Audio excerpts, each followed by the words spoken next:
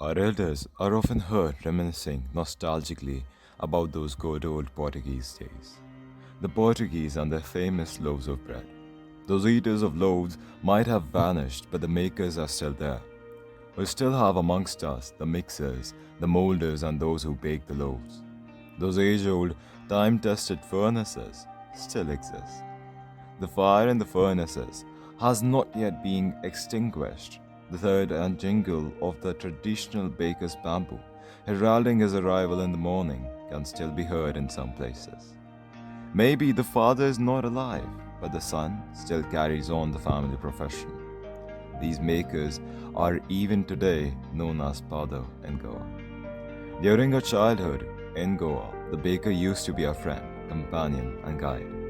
He used to come at least twice a day, once when he set out in the morning on his selling round, and then again when he returned after emptying his huge basket. The jingling thud of his bamboo woke us up from sleep, and we ran to meet and greet him. Why was it so? Was it for the love of loaf?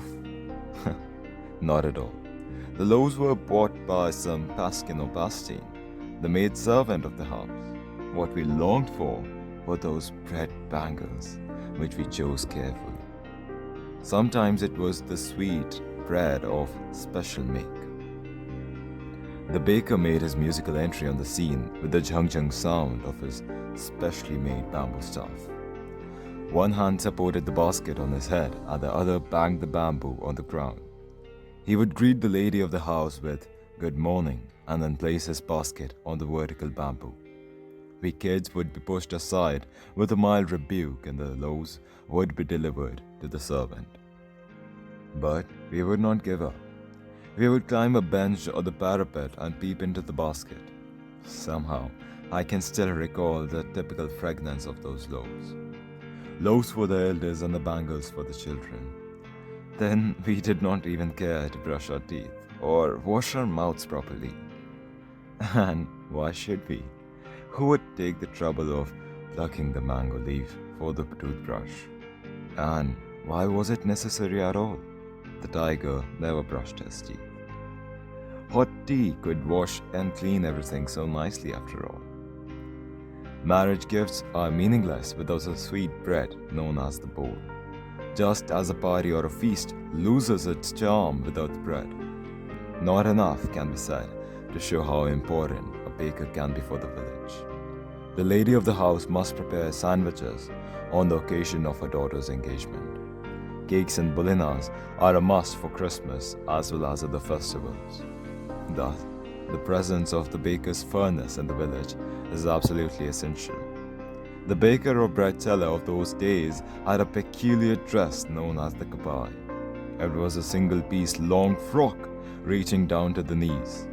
In our childhood, we saw bakers wearing a shirt and trousers, which were shorter than the full-length ones and longer than the half pants. Even today, anyone who wears a half pant which reaches just below the knees invites the comment that he is dressed like a father. The baker usually collected his bills at the end of the month. Monthly accounts used to be recorded on some wall in pencil. Baking was indeed a profitable profession in the old days. The baker and his family never starved. He, his family, and his servants always looked happy and prosperous. Their plump physique was an open testimony to this. Even today, any person with a jackfruit-like physical appearance is easily compared to a baker.